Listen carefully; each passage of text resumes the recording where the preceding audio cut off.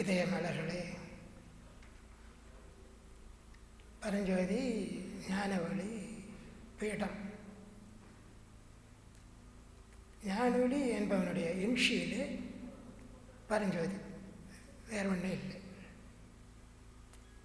ஞானவழி என்பவன் ஒரு சத்சங்க சேவையை துவங்கியிருக்கான்.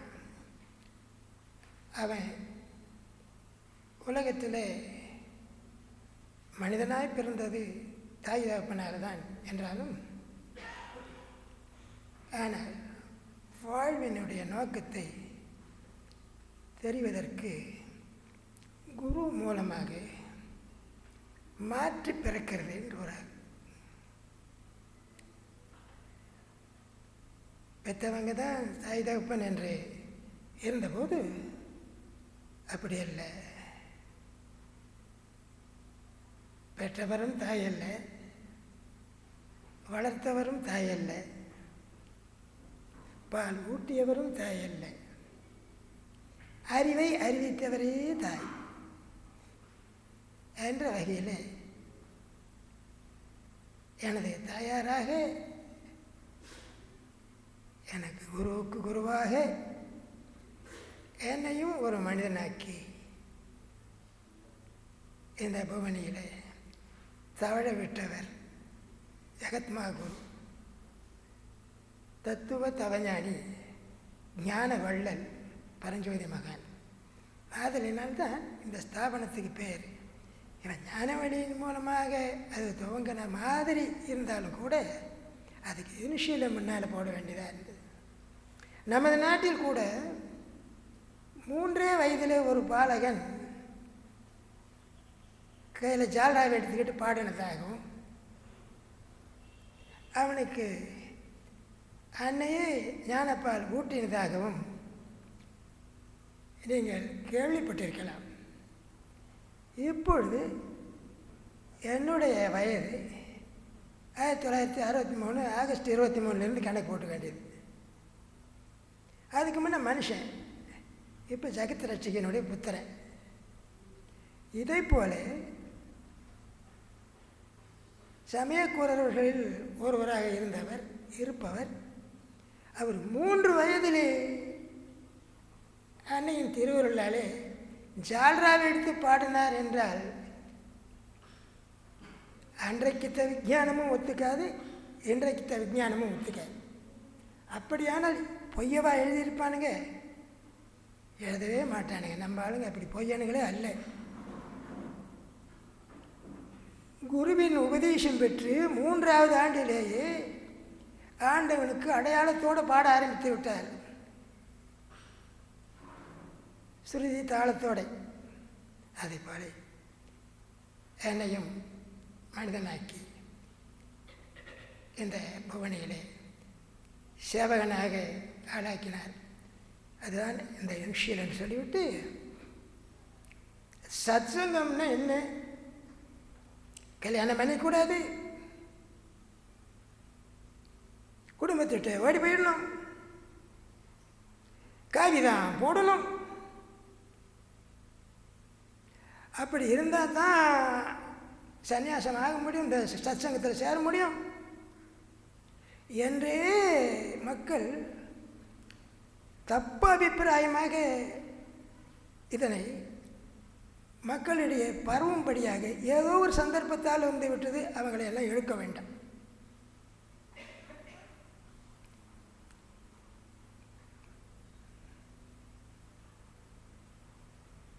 புராணமுனினாம் வியாசேனே கிருதிதாம் மத்தியே மகாபாரதம். பாரதத்தினுடைய எழுதின வியாசன் பாரதத்தில் பகவத்கீதையை எழுதியிருக்காங்கிறதுக்கு பதிப்புரை எழுதியிருக்கார். இப்படி பார்க்கின்ற பொழுது இந்த நாட்டில் உதயமாகி இருக்கிற வேதங்களினுடைய விரிவுரையாளர்கள் அனைவரும் ஏறக்குறைய ஒரு மனைவி 2 மனைவி உள்ளவர்களாகவே இருந்திருக்கிறார்கள். யாக்ஞவல்ய பெருமான், வியாசர், வசிஷ்டர், இப்படி யாரை வேண்டுமானாலும் பாருங்கள்.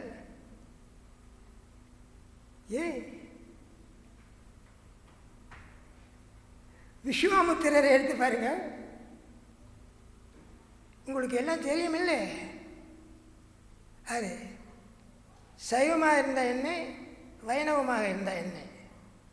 காயத்ரி மந்திரத்தை இருபாலாரும் சொல்லலாம்ல, உண்டா இல்லையா? சொல்லுங்க.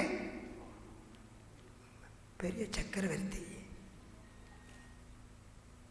சக்கரவர்த்தி அவர் பிரம்ம ரிஷின்னு அவருடைய சேலஞ்சர் வசிஷ்டர்கிட்ட பட்டம் வாங்கிறதுக்காக எவ்வளவோ பிரயத்தனப்பட்டினார். அப்பவும் கூட நீ ராஜரிஷின்னு தான் அவர் சர்டிஃபை பண்ணுறார். இருந்தாலும் அந்த சேலஞ்சை ஏற்றுக்கொண்டு அவர் பிரம்ம ரிஷியாகவே வளர்ந்து மக்களுக்கு விஸ்வம் என்றால் என்ன, வியாபகம், எங்கெங்கெல்லாம் உயிர்கள் பரவிக்கின்றனோ அவர்களுக்கெல்லாம் நான் மித்திரனாக இருந்து வழிகாட்டுகிறேன். விஸ்வாமித்திரன். எப்படி யார் திருமணம் இல்லாமல் இருந்தார்கள்? வேதம் 4 மெய்ப்பொருளை விளக்கினவர்கள் 4 சமய குறவர்களும் கூட எந்த விதத்தில் அந்த கல்யாணம் பண்ணினவர் மூலதாளத்தோடு கூட்டிகிட்டு போனான்னு சொல்லி ஒரு சரித்திரம் இருக்கு. எனவே உலகங்களுக்கெல்லாம் அறிவு காட்டிய நாடுதான் இந்த இடத்துல சத்சங்கம் என்றால் என்ன என்பதை தத்துவ தவஞானி ஞான வள்ளல் பரஞ்சோதி மகான் அவர்கள் தான் நிரூபணம் செய்திருக்கிறார்கள்.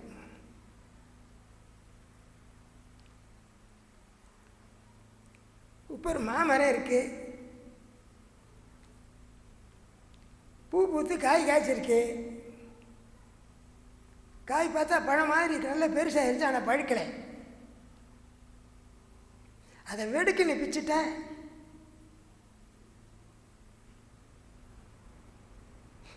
காயிலையும் பால் ஒழுகும், மரத்திலையும் பால் ஒழுகும். உண்டா இல்லையா? தானாக பழுத்தால் தானாக கீழே விடாதா என்ன? அதனால் குடும்பத்திலே இருங்கோ. வாழ்வென்றால் என்ன என்பதை, எப்படி அனுபவிப்பது என்பதை சொல்லக்கூடிய நிலையை தெரிந்து கொள்ளுங்கோ. அப்பொழுது நீங்கள் குடும்பத்திலேயே இருந்து, நட்போடு இருந்து, சுற்றத்தோடு இருந்து உங்களுடைய வாழ்வையும் முழுமையாக அனுபவித்து அதன் பலனையும் மக்களுக்கு வெளியே சொல்ல புறப்படும் போது வீட்டிலும் உங்களால் தொல்லை இல்லை, உங்களுக்குமே ஐயோ வீட்டை விட்டுட்டு வெளியே போகிறோமே அப்படிங்கிற தொல்லையும் இல்லை. பழத்திலையும் பால் வடியாது, மரத்திலும் பால் வடியாது. இல்லையா? உண்டா இல்லையா? அதே போல வாழும் முறையை சொல்லக்கூடிய சில கூட்டுறவான சங்கங்கள் தான் சத்சங்கங்கள் என்று அந்த காலத்திலிருந்து வழக்கில் இருந்து வந்தன. ஆனால் இடைநடுவே அறியாமையில் சிக்கிய சிலர் சத்சங்கம் என்றால் அதன் மூலமாக ஆகாயத்திலே இருக்கக்கூடிய இறைவனை காட்டிக் கொடுக்க வேண்டியதாகத்தான் இருக்கணும். அந்த சத்கஞ்சத்திலே சேர்ந்தால் நீ இந்த உலகத்தில் இருக்கலாம், அதே சமயத்தில் ஐரோப்பாவிலும் இருக்கலாம், ஆஸ்திரேலியாவிலும் இருக்கலாம். அப்படியெல்லாம் பழக்கி கொடுக்கக்கூடிய இடம்தான் சத்சங்கம் என்றே சொல்லுவான். எங்க நீங்கள் செய்து காட்டுங்க என்றால் உங்கள் கண்ணுக்கெல்லாம் தெரியாது. இப்படி மக்கள் சத்சங்கத்துக்கு அட்ரஸே தெரியாமல் வாழ்ந்ததுனால அதனுடைய விளக்கத்தை சொல்ல புகுந்தவங்க தான் மக்களுடைய வாழ்வுக்கு என்னென்ன நீதிகள் உண்டோ அதை ஒழுங்காக கற்பிக்கக்கூடியவைகள் தான் சத்சங்கமே தவிர மற்றவையெல்லாம் சத்சங்கமாக மற்ற உலகத்தை ஏமாற்றும் சத்தந்தத்தை பற்றியெல்லாம் நாம் பேசக்கூடாது. ஏன் நாம் பேசவே கூடாது. உலகம் என்று இருந்தால் கீரியும் இருக்கும், பாம்பும் இருக்கும், விஷ ஜந்துக்களும் இருக்கும், நமக்கு அறிவும் இருக்கும். உண்டா இல்லையா? கண்டு விலகிக் கொள்ளுங்கள். எனவே இப்பொழுது சொல்லுகிறோம், ஒரு வாலிபன் அல்லது ஒரு வாலிப பெண் அந்த வயதிற்குண்டான சில உணர்ச்சிகள் வரத்தான் செய்யும். அது இல்லை என்றால் உடல்நிலை குறைபாடு.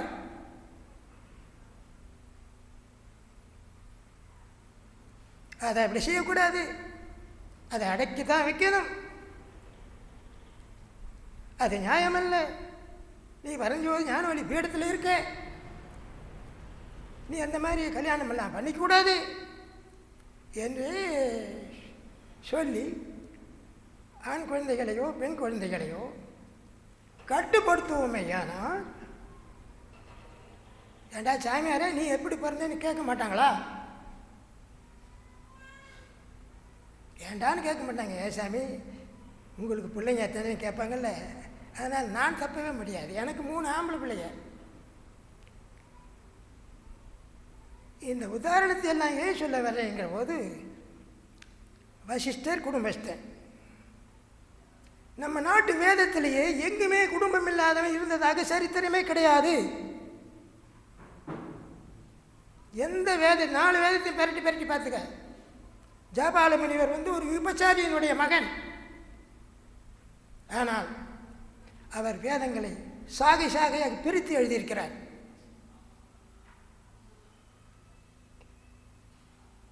இதை மறைமுகமாக பேசினார் பகவான் ராமகிருஷ்ணருடைய அத்தியந்த சிஷ்ய பிள்ளை. நான் ஓப்பனாக சொல்கிறேன். ஆதலினால் பிறவியினுடைய தன்மைக்கும் இறைவனை நேசிப்பதற்கும் எந்த விதமான சம்பந்தமே இல்லை. எப்பொழுது மீண்டும் சத்சங்கத்துக்கு வருகிறோம். உலக செல்வங்களே, குடும்பத்தோடு வாழ்வது எப்படி, வாலிப பருவம் வரை குழந்தைகள் வாழ்வது எப்படி, அவர்களுக்கு என்னென்ன மாதிரி தாய் தகப்பன் புத்தி சொல்லக்கூடிய அறிவுரைகள் எல்லாம் எப்படி, இவைகளையெல்லாம் சொல்லிக் கொடுக்காத ஒரு சத்சங்கம் அது சத்சங்கமாக ஏற்றுக்கொள்ள முடியாது. உணர்ச்சிகள் ஏற்படலாம். அதாவது இணக்கவர்ச்சி. ஒரு மகரந்தான் ஒரு செடியில் மாறுற போது அது தைரியமாக மாறுது. அது மாதிரி மனுஷனுக்கும் கூட இணக்கவர்ச்சி இருக்கத்தான் செய்யும்.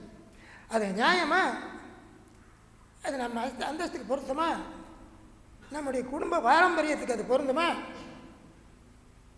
நம்முடைய வாழ்வினுடைய இயற்கைக்கு அது பொருந்துமா, இவைகளெல்லாம் ஆராயாமல்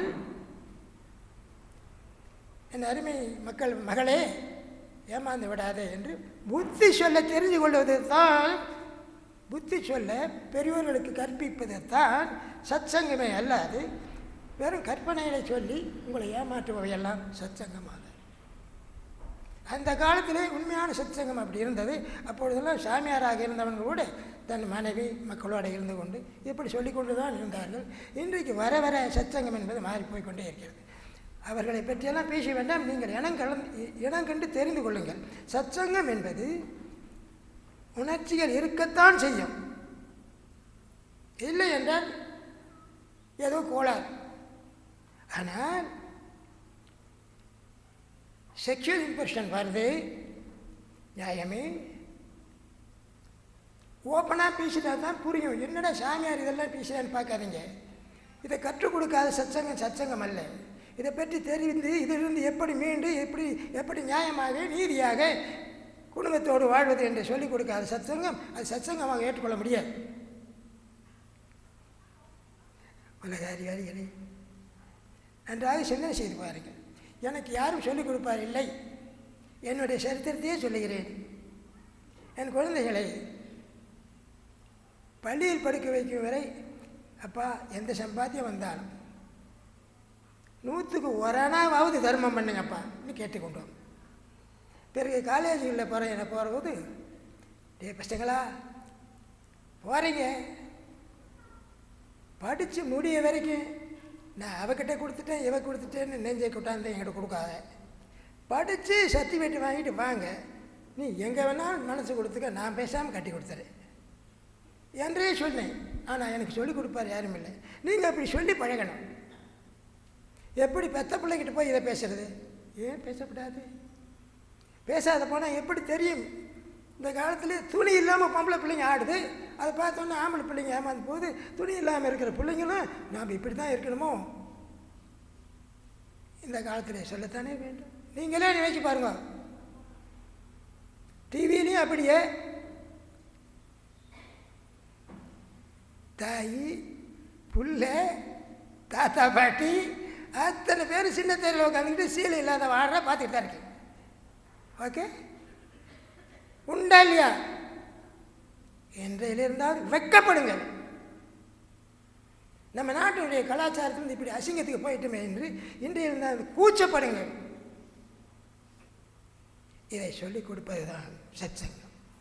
குழந்தைகள் பாலப்பருவத்திலிருந்து டீன்ஏஜ் அந்த 17-19 கிட்ட வர வர வர வர ஏதோ நடந்த கதையோ அல்லது நடக்காத நம்மளால் சொல்ல முடிந்த அளவுக்கு கற்பனை கதையோ அதை சொல்லி அவர்களை காப்பாற்ற வேண்டும்.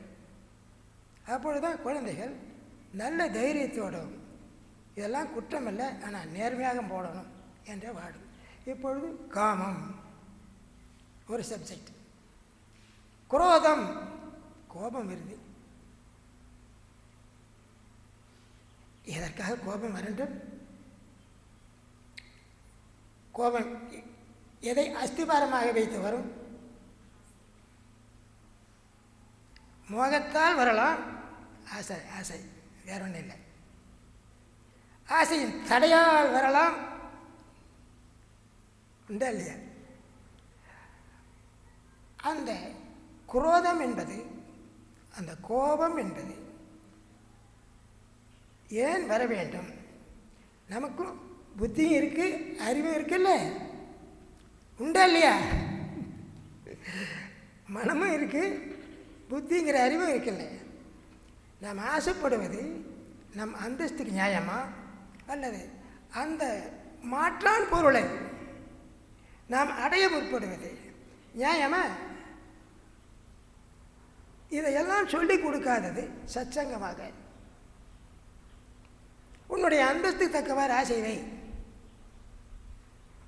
நியாயத்தை தவறி நியாயத்துக்கு புறம்பாக ஆசையின் வேகத்தை மோகமாக மாற்றிவிட்டாயே, ஆனால் உன்னை அறியாமல் கோபம் எங்கே வருது? மூக்குக்கு மேலே வருதுங்க.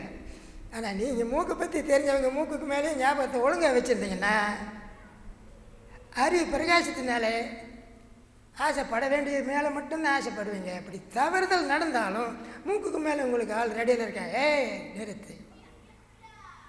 எப்படி காமத்தால் விளையக்கூடிய வேறுபாட்டிலிருந்து எப்படி தப்புவது? ஏன் குரோதம் உனக்கு வேண்டும்? எப்படி குரோதம் ஏற்படுகிறது? இது கூட்டுறவு வாழ்முறையில் நீ நடக்கிற போது இந்த குரோதம் இல்லாமல் எப்படி வாழ்வது என்பதையெல்லாம் அறிவிக்காத ஒரு சத்சங்கம் இருந்து, வாங்கடா என்னை கும்பிடுங்க, நான் எல்லாம் பண்ணுவேன்னா நான் உங்களையும் கும்பிட வைக்க, நான் செத்தாலும் எனக்கு சமாதிச்சு கும்பிடுங்கடா என்றே சொல்லிக் கொடுக்கக்கூடியது தான் சத்சங்கம் என்றே ஏமாந்து போய் மக்கள் வாரி வாரி கொண்டு அவங்க காசை கொட்டுவதும் அவனை புகழ்ந்து புகழ்ந்து மிஞ்சி மிஞ்சி போவதும் அவன் அந்த ரெண்டையும் எதிர்பார்த்து கொண்டே மேலும் மேலும் வளர்வதனாக இருக்கிறான் பாருங்க. அங்கிருந்து சத்சங்கத்திலிருந்து விளைவிக்கும். இது காமத்தை பார்த்தோம், குரோதத்தை பார்த்தோம். ஒரு குருவி இருக்கு, ஒரு காக்கா இருக்கு. காக்கை குருவி எங்கள் ஜாதி பாரதியார். ஒரு காக்கா இருக்கு, காத்தால எந்திரிச்சு பறந்துட்டு ஓடுது.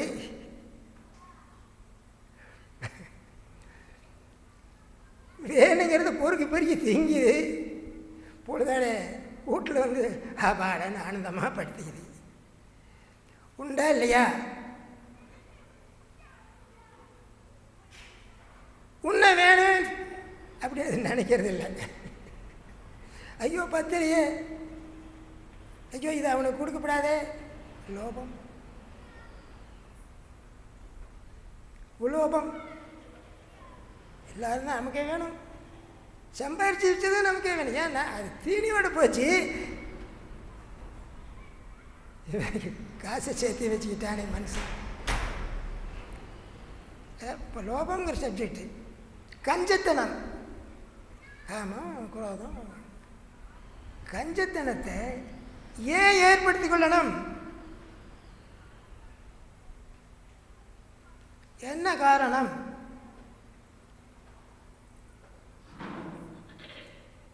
வயசு 60 ஆயிடுச்சு, 57 வேலையை விட்டு முடிக்கிடுவோம். நாமளே ஒரு டியூட்டோரியல் காலேஜை வச்சு நடத்தாலும் 60 கல்யாணம் பண்ணிக்கணும். அதுக்கப்புறமும் சம்பாதிக்கணும். கஞ்சத்தனமாக தெரியலையா? இந்த 60 வயசு காலமாக சேமித்தது 45 வயசு 50 வயசு இருக்குள்ளேயே பிள்ளைங்க 30 வயசை தாண்டி இருக்குமே, அதுக்கு குழந்தை குட்டிக்கிட்டே பெற்றுக்குமே. நீ வந்து சேவிங்ஸ்லையோ அல்லது எஃப்டிலையோ போட்டு இல்லை, அதை வச்சுட்டு ஆனந்தமாக வாழ்க்கையை நிம்மதியை கொண்டு போகலாமே. இதையெல்லாம் பற்றி சொல்லிக் கொடுத்தால் அல்லது சத்சங்கம் என்று ஏற்றுக்கொள்ள முடியாது. வாழ்க்கை நியதி. பாலப்பருவம் வாலிபத்திலே ஒழுக்கமாக நீதியாக அவனவன் ஜாதி சமய சம்பிரதாயத்துப்படி கட்டுப்பாடாக வாழ்ந்து வந்தானேயானால் அதன் பேர் பிரம்மச்சரியம் என்றது இந்திய நாட்டினுடைய வாழ்க்கை வரலாறு, வாழ்க்கை தத்துவம். அப்படி வாழ்ந்தவன் 60 வயசில் முந்தியெல்லாம் சட்டியில் போட்டு வச்சுருந்தானுவ, பானையில் போட்டு வச்சுருந்தானுவ. ஏன்ப்பா இப்போ அந்த கஷ்டம்? எல்ஐசி இருக்குது, எஃப்டி இருக்குது, போட்டுங்களே. பேரனை கேட்காத, பையனை கேட்காத, உனக்கு வேண்டிய சோறுக்கு நீ தேடிக்கும், உனக்கு வேண்டிய சீலைக்கு துணிக்கு நீ தேடிக்கும். அந்த நேரத்தில் இந்த மாதிரி சத்சங்கத்தில் ஏதோ சொல்லி கொடுத்தாங்களே, அதை விட்டுட்டு இல்லை தொட்டுப்பிடி. அப்போ கஞ்சத்தனம் எப்படி வரும்? மேலும் ஆசை எப்படி வரும்? இருக்கிறது போதாது, இருக்கிறதையும் கொடுக்கப்படாது, என்னமோ வேணும். காம, குரோத, லோபம். இந்த கஞ்சத்தனத்தை அதிலிருந்து எப்படி விலகிறது என்பதை அறிவிக்காத ஒரு சத்சங்கமோ ஒரு ஆலய வழிபாடோ இருந்தாலும் கூட அதை ஏற்றுக்கொள்ள முடியாது. காம, குரோத, லோபம். நான் சங்கத்தில் இருக்கேன், எனக்கு எல்லாமே தெரியுமே, இவன் யார் எனக்கு சொல்கிறதுக்கு? இவளுக்கு எல்லாம் தெரியுமா? இவ எனக்கு வந்து சொல்ல வந்துட்டா? ஒரு ஆணவம். அது கூடாது. காம, குரோத, லோபம். மதம், அது கூடாது. மதம்னா சமயம் என்று வைத்து கொண்டாலும் கூட இந்த இடத்துல மதம்ங்கிறது ஆணவம். எனக்கு தான் தெரியும், அவங்களுக்கெல்லாம் ஒன்றுமே தெரியாது, நான் பரஞ்சோதி ஞானவழி பீடத்தில் இருக்கேன், இவனுக்கு என்ன தெரியும் என்றே நினைக்காமல் எல்லோரோடும் அன்போடு கூட்டுறவாக வாழ்வாங்கு வாழக்கூடிய நீதியை போதிக்கக்கூடியது தான் சத்சங்கம். அதுதான் காம, குரோத, லோப, மதம், மாச்சரியம். மதத்தை விட்டு ஏதோ ஒரு காலத்தில் சிறு தவறு செய்திருப்பான், அவனை நெஞ்சத்தில் வச்சுக்கிட்டே இருப்பான். அந்த ராஸ்கல் இப்படி பண்ணனால நம்ம வயசு என்ன, இவளோட வயசு என்ன, பாவாடை தண்ணி போட்டவ இவ வந்து என்ன அப்படி சொல்லிட்டால, அது குழந்தையத்தான் சொல்லட்டுமே, அது நியாயமா நியாயம் இல்லையா என்று ஆராய்ச்சி பண்ணலாமே. என்ன குரோத, லோபம், மோகம், மதம், ஆச்சரியம் இவைகளெல்லாம் தோன்றி மறைவது புத்தியில் இயல்பு. உள்ளத்திலே இந்த 6 வகையான பேதங்களும் தோன்றி மறைவனவாக வைத்துக் கொள்ளுங்கள். அதை நிலைப்படுத்தி கொண்டால் ஆச்சரியம் நமக்குத்தான். இதில் எதிலே நிலைத்தீர்களானாலும் உங்களுக்கு விவேகம் ஏற்படவே ஏற்படாது. இந்த 6 வகையிலே எதில் நிலைத்தீர்களானாலும் சமமான ஒரு டிசிஷன், ஒரு முடிவு உங்களால் எடுக்க முடியாது. இதை பற்றி சொல்லிக் கொடுக்காமல் வெறுமனே நீங்கள் போட்டுங்கடா, நீ சமாதி கண்டா கும்பிடுங்கடா, கோயிலை கண்டா கும்பிடுங்கடா, எல்லாமே உனக்கு எல்லாம் நல்லது வந்துடும்டா, என்னை விட்டு கும்பிடாமல் போயிட்டியா, உனக்கு என்னடா நடக்க போகுது, சாமியாரையும் பார்த்து கும்பிடாமல் போயிட்டியாடாடா என்று தன்னை கும்பிடணும்னு நினச்சிக்கிட்டு இருக்கக்கூடிய சத்சங்கங்கள் நிறையா இருக்குது. தன்னுடைய பொண்ணுக்காக இன்றைக்கு பொண்ணு என்ற காசு பணத்துக்காகவே மக்களே வாங்கடா, நீங்கள்லாம் இத்தனை நாள் பண்ணுங்கடா, அத்தனை நாள் பண்ணுங்கடா, எல்லாம் நல்லா இருப்பீங்கடா, அம்மா வாங்க உங்களுக்கெல்லாம் நல்லா சொல்லி தருவேன், ஆம்பளை பிள்ளைங்கள நீங்களும் வாங்க என்று சொல்லிக் கொடுக்கக்கூடியவர்களுடைய இனங்கண்டு விலகி கொண்டு, என் அருமை இதே செல்வங்களை, சத்சங்கங்கள் என்றால் என்ன, எல்லாரத்திலிருந்தே வாழுங்கள். இந்த இந்திய நாட்டினுடைய 4 வேத நாயகர்களும் எவனுமே துறவியாக, மொட்டை அடித்தவனாக, பொண்டாட்டி இல்லாதவனாக இல்லவே இல்லை. அப்படி யாராவது இருந்தால் சந்தர்ப்பமாக ராமலிங்க சாமியை போல இந்த செஞ்சுரியிலே இருக்கலாம், அந்த செஞ்சுரியிலே இருந்திருக்கலாம் யாராவது ஒருத்தர். அவர்கள் எல்லாம் நம்ம ஆராய்ச்சி பண்ணக்கூடாது.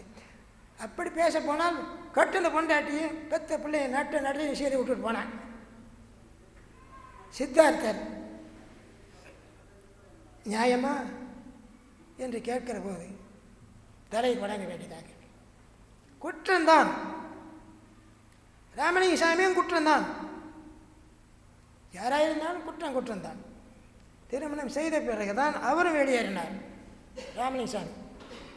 அதனால் அவர்களும் சரியான சத்சங்கத்தினுடைய நியதியை கடைப்பிடிக்காதனால புத்தராலே தான் சந்நியாசத்தை பற்றி பயப்பட வேண்டிய நிலை வந்தது. அவரால் அல்ல, அவருடைய வழித்தோன்றல்களினால்.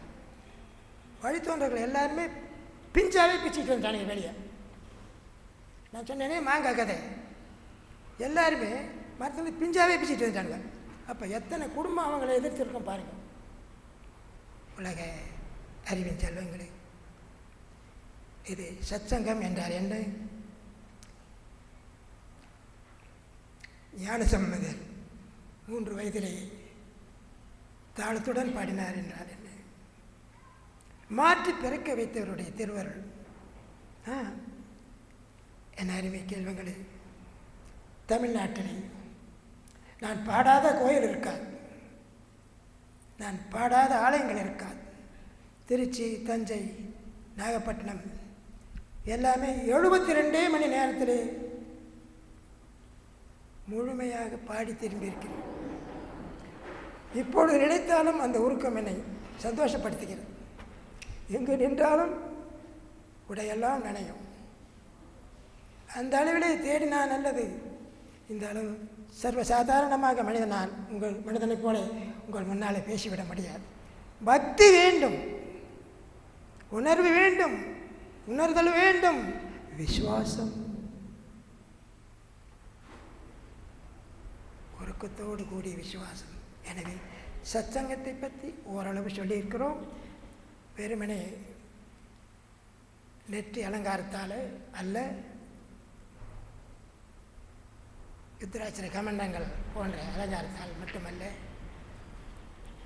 நம்முடைய உள்ளத்தை சுத்தமாக வைத்துக்கொண்டு இந்த 6 விதமான உள்ளத்தின் மாற்றுதலிலிருந்து நிம்மதி என்ற இடத்தை எப்படி அடைவது என்பதை சொல்லுவது தான் சத்சங்கம். காம, குரோத, லோப, மோக, மத, மாச்சரியம் என்ற இந்த 5ஐயும் சமப்படுத்தி, இது எல்லோருக்கும் ஒவ்வொரு சரீரத்திலும் உள்ள மனதிலே சரீர உணர்ச்சியுடன் கூடிய அநேக உணர்ச்சிகள் தோன்றி மறைவது இயல்பு. அதை எந்த விதத்திலே கூட்டுறவான இந்த உலகத்திலே அதை சந்தோஷமாக நிம்மதியாக ஒருவருக்கு ஒரு பகமை இல்லாமல் கோபம் இல்லாமல் எப்படி வாழ்ந்து கொள்வது என்பதை அறிவிப்பது தான் சத் சங்கம். அதைத்தான் நாங்கள் அறிவித்துக் கொண்டிருக்கின்றோம். அப்போ அடுத்தபடியாக செழிக்கட்டும் விவசாயம் நாம் சொல்லித்தான் செழிக்கணுமா? கொஞ்சம் சிந்திச்சு பாருங்க. என்னுடைய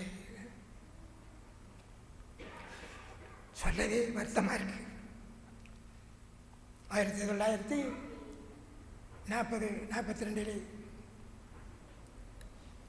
சுமார் 60-70 கிலோ கொண்ட ஒரு மூட்டை நெல் 1.5 ரூபாய்க்கு விற்றிருக்கேன்.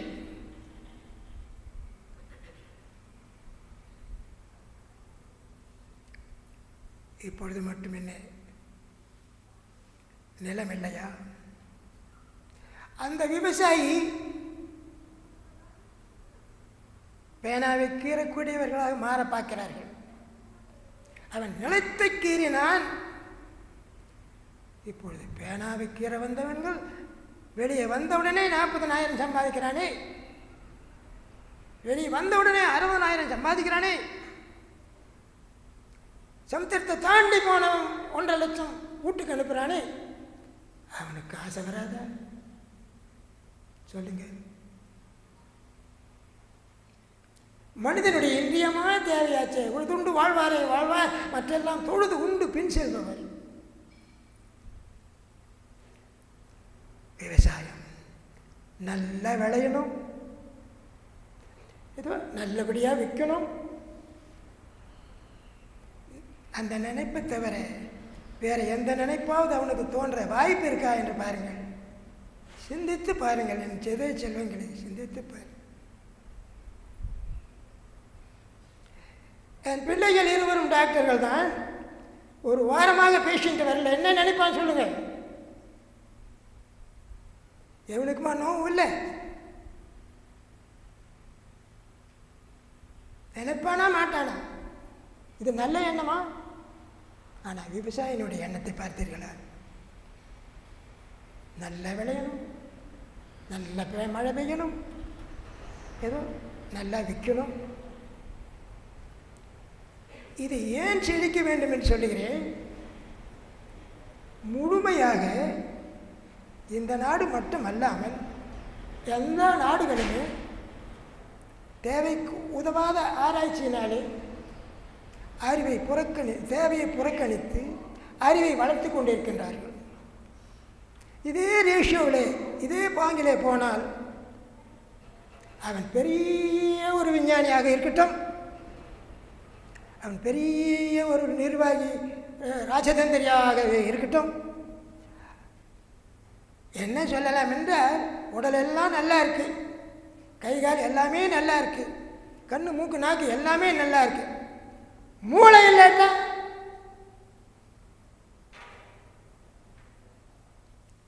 சோறு இல்லாட்டா அதை எதிர்பார்க்கும் பொழுது கண்ணீர் தான் வருகிறது. சிந்தித்து பார்க்க நேரமில்லை. வருமானத்தை கண்டு ஆடம்பரமான வாழ்க்கையில் மயங்கிவிட்டோம். இதிலிருந்து மனிதனே விழித்து எழுங்கள்.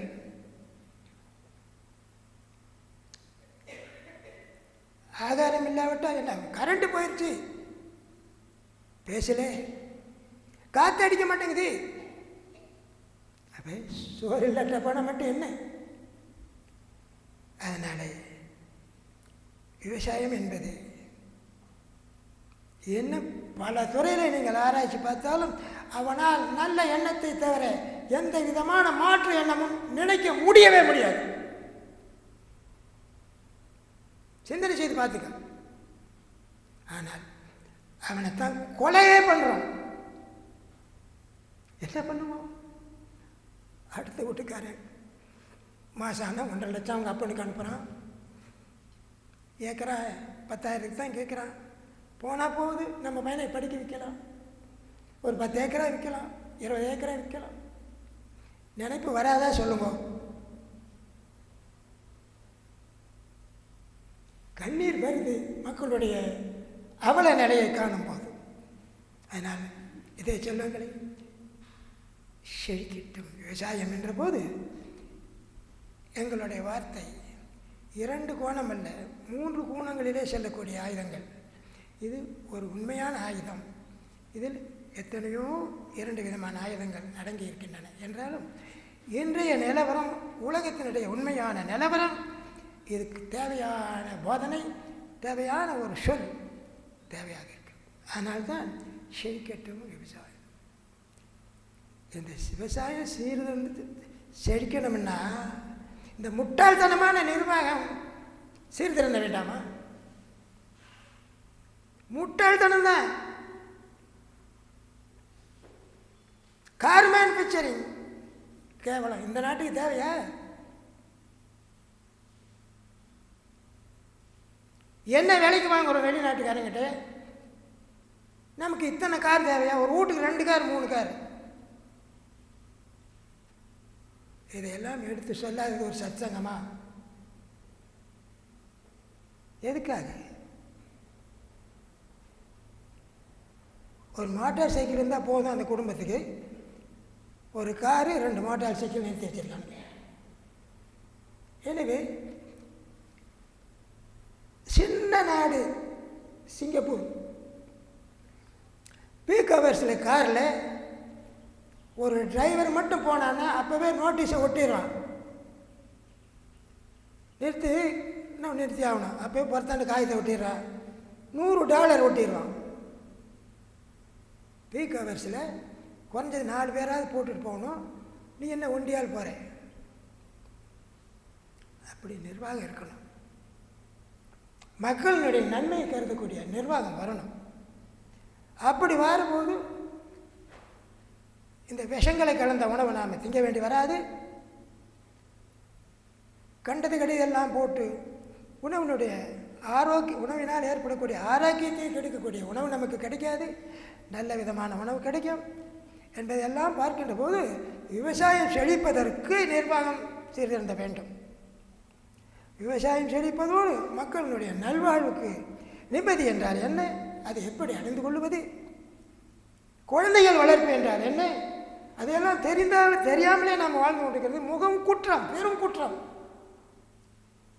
உண்மையிலே குற்றம். ஐயோ பொம்பளை பிள்ளைக்கு இதை போய் நான் எப்படி ஏன் சொல்லக்கூடாது? இன்னைக்கு இது அம்மனத்தோடு ஆடுற படங்க வந்திருக்கிற காலத்தில் சொன்னால் தானே புரியும். ஏன் வைக்கப்படணும்? இதையெல்லாம் சொல்லாத சத்சங்கம், அதை நான் சத்சங்கமாக அறிவாளிகள் ஏற்றுக்கொள்ள மாட்டார்கள். ஆலய வழிபாடு எல்கேஜியோடவே இருக்கும். நம்ம உன்னுடைய உள்ளத்தில் இருக்கிற கர்ப்பகிரகம், உன்னுடைய உடம்பிலே இருக்கக்கூடிய உள்ளம், அதன் பேர் கர்ப்பகிரகம் என்பது. நீ அதனை நோக்கி உன்னுடைய தியானத்தின் மூலமாக எந்த வரத்தை நீ கேட்டாலும் தவறாமல் அடைவாய். ஏன்? அங்குதான் அறிவு என்ற பொக்கிஷம் எந்த நேரமும் திறந்தே வைக்கப்பட்டிருக்கு. அருட்செல்வம், செல்வத்துள் செல்வம், பொருட்செல்வம் பூரியார் கண்ணு மூளை. காசு எடுத்து வச்சிருக்கேன்னா 1ஆம் நம்பர் ரவிடிக்கிட்டே இருக்கு, அரசியலார்கிட்டே இருக்கு. அரசியலார்கிட்ட அது செல்வமாக உலக செல்வங்களே. உன் உள்ளத்திலே உன்னுடைய மூச்சை நடத்தக்கூடியவன், உன்னுடைய இதயத்தை நடத்தக்கூடியவன், உன் பாடி டெம்பரேச்சரை ஒரே நிதானமாக வைத்திருக்கக்கூடியவன், உன்னுடைய இதயத்தை மட்டும்தான் ஓட்டுகிறானே. கொசுவுக்கு இதயம் இல்லையா? இல்லை தவக்காளிக்கு இல்லையா? பாம்புக்கு இல்லையா? எண்ணற்ற ஜீவராசிகள் சராசரங்கள் அனைத்துக்கும் இதயமாக இருக்கிறான். ஒவ்வொரு புரோகிராம்களும் அவனாலே ஏற்படுத்தப்பட்டன. இந்த மாலிகூல் இந்த விதத்திலே செயல்பட வேண்டும். He himself ended the program. அது எப்படி சுத்த வேண்டும் என்ற கருத்தினை வடிவமைத்தவன் அவனை. He himself and did the performer. உன் இதயம் எப்படி நடக்க வேண்டும் என்ற புரோகிராமும் அதை நடக்கிறதை சரியாக இருக்கிறதா என்று பர்ஃபார்ம் பண்ண வேணும். இப்பொழுது பாருங்கள், அந்த ஆண்டவனுடைய இப்பொழுது விஸ்வாமித்திரனுடைய அட்ரஸ் தெரிஞ்சுங்க. அவன் ஆண்டவனாக இருக்கிறேன் என்று சொல்லுகிறான்.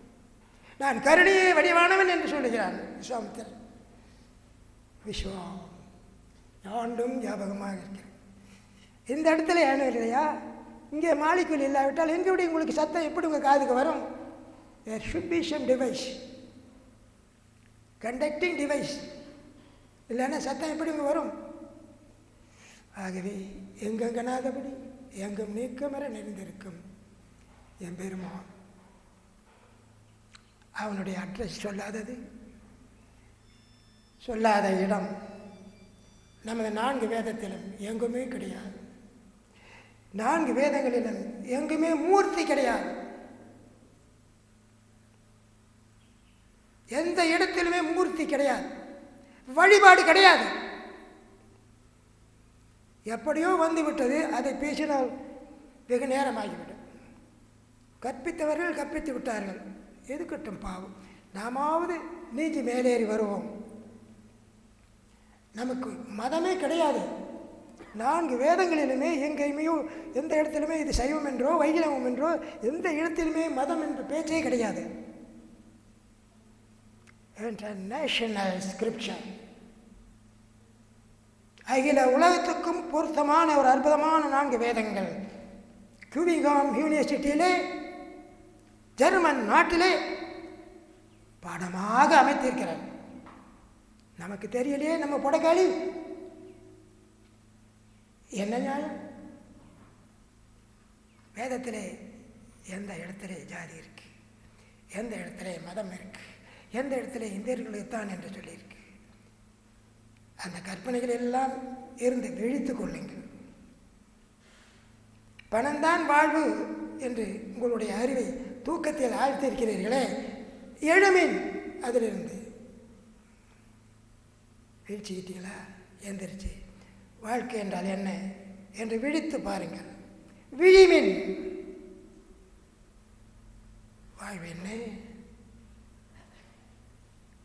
குடும்பத்தோடு, நட்போடு, சுற்றத்தோடு, உலக மக்களோடு நிம்மதியாக அன்பாக எப்படி வாழ்வது என்பதை நன்றாக பாருங்கள். புரியவில்லையா?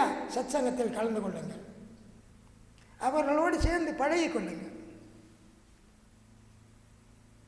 எந்த அளவிலே சத்சங்கம் என்பது கற்பனையாகவே இருந்து வந்தது இத்தனை நாளாக. இன்று சத்சங்கத்துக்கு அட்ரஸ் காட்டியிருக்கிறோம். இதுதான் உண்மையில் சத்சங்கம். நான் பெருமை கொள்ளவில்லை, எனக்கு தோன்றியதைத்தான் சொல்லுகிறேன். சத்சங்கமம் என்றால் என்ன என்று நாம் ஏமாந்திருக்கிறோமே, இத்தனை காலம் மக்கள் எல்லாம் ஏமாந்து விட்டார்களே, இதற்கு எப்படித்தான் விடை காண்பது என்று நினைத்தேன், சொல்லுகிறேன். அவ்வளவுதான். ப்ரிப்பேர்டு மேட்டர் என்கிட்ட எப்போவுமே கிடையாது. படித்து கதை கடந்து அதை பார்த்து இத்தனை நேரம் பேச அதெல்லாம் கிடையாது. இப்பொழுது 6 விதமான உந்துதிகள் மனித ஜென்மங்களுக்கு இருக்கத்தான் செய்யும். அதை எந்த விதத்திலே கூட்டுறவான இந்த உலகத்திலே எல்லோருடனும் நிம்மதியாக அன்பாக அனுபவித்து வாழ்வது என்பதை சொல்லிக் கொடுக்காத ஒரு சத்சங்கம் அது சத்சங்கமாக அந்த திருப்பணியை இந்த பரஞ்சோதி ஞானவாடி பீடம் செய்வதோடு அல்லாமல் இந்த கொள்கையை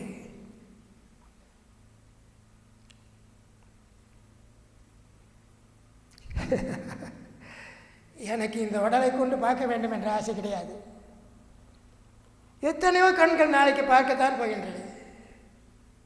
இந்த சத்தத்தை எடுத்து சொல்லக்கூடிய குழந்தைகளை நாங்கள் உற்பத்தி செய்ய வேண்டும். அதுதான் திட்டம். என்ன திட்டம்? பரஞ்சோதி ஞானவழி யக்ஞபீடம் என்பதனுடைய திட்டம். அந்த திட்டத்தில் பாக்கியம் உள்ளவர்கள் கலந்து கொள்ளுங்கள். பெரிய ரேதம் பெரிய தேர், ஏதோ தேர் ஜோடிக்கிறதுக்கு ஒரு 10-50 பேர் தேர் ஜோடிக்கிறதுக்கு உதவி பண்ணாங்க. அவர்களின் மிக நன்றியோடு வாழ்கிறோம். நன்றியோடு நாங்கள் திட்டத்தை நடத்துகிறோம். இனியும் அவர்கள் கொடுத்தது அவர்கள் பட்ட சிரமத்தினுடைய வேர்வையினுடைய உண்டா இல்லையா? நீங்கள் நினைக்கலாம் அது காசு என்று. ஏசியில் வேலை செஞ்சாலும் அவனுடைய உழைப்பு தான். மம்முட்டியை தூக்கி வேலை செஞ்சாலும் அவனுடைய உழைப்பு தான். அவர்கள் உழைப்பை நல்கினார்கள். அந்த திட்டத்தில் யஜ்ஞம் என்றால் அந்த ஒரு சிறு விளக்கத்தை சொல்லி நிறைவுபடுத்துகிறேன்.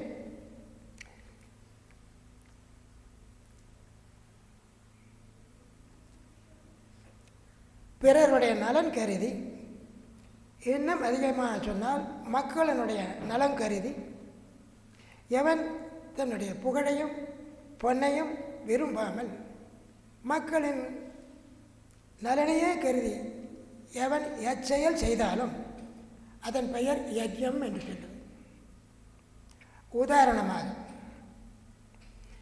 நீ சாமியே கும்பிட்றதில்லை, உனக்கு மூச்சு ஓட்டுறான்னு ஆண்டவன்,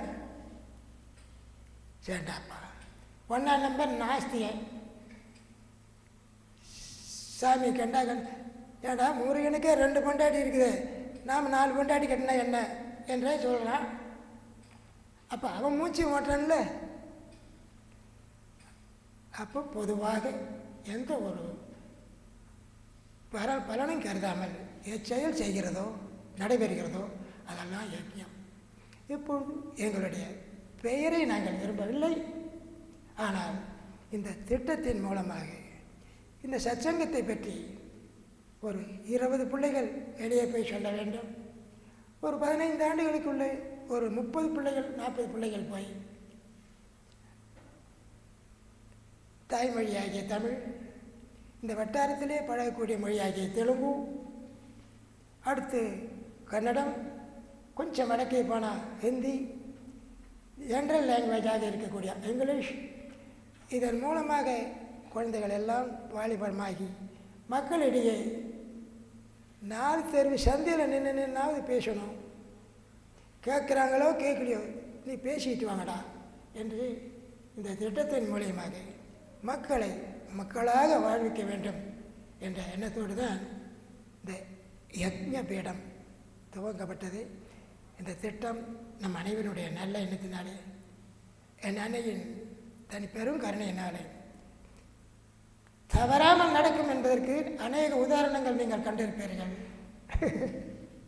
சொல்ல தேவையில்லை.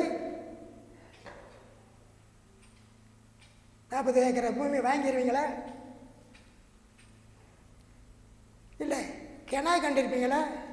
இத்த சோட்டு மண்டபம் நாம் கட்டிடுவோம்னு. அல்லது சிட்லப்பாக்க சபை தான் இப்படி கட்டிடுவோன்னு கிணாவாவது கண்டிருப்பீங்களா? அதனுடைய காரணம் என்ன? பரிசுத்தமான நல்ல எண்ணம்.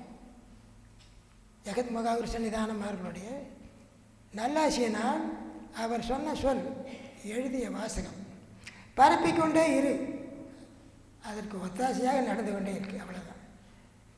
செல்வங்களே, இதய மலர்களே, வாழ்வின் நோக்கத்தை அறிந்து கொள்ளுங்கள். நீங்கள் அறிந்ததோடு நின்று விடாமல் இதை மக்களோடும் பகிர்ந்து கொள்ளுங்கள். வளர்க ஆன்மீகம் என்பதும் வாழ்க வாழ்வாங்கு என்பதும் பல்லாயிரம் வரை சொல்லியாகிவிட்டது. மீண்டும் மீண்டும் அதை சொல்லுவது அர்த்தமே இல்லை. நமது வாழ்வு ஒரு எடுத்துக்காட்டான வாழ்வாக இருக்கட்டும். நம்ம வாழ்வை பார்த்து மக்களும் நாள் மட்டும் இப்படி வாழ முடியுதுப்பா என்று ஆச்சரியப்படக்கூடிய அளவிலே நம்முடைய வாழ்வு மலர்ந்ததை. ஆனால் நம்மை நாடி அநேக ஜனங்கள் வருவார்கள். இதையெல்லாம் விட யஜ்ஞபீடத்தினுடைய யஜ்ஞபீடம் என்ற திட்டத்தின் மூலமாக எப்படியாவது ஒரு நூற்றாண்டிலேயே இந்திய நாட்டை மலர வைப்போம், அடுத்த நூற்றாண்டிலிருந்து வெளியில் செல்லுவோம் என்ற நல்ல சந்தோஷத்தோடு நிறைவுபடுத்தி மகிழ்கிறேன்.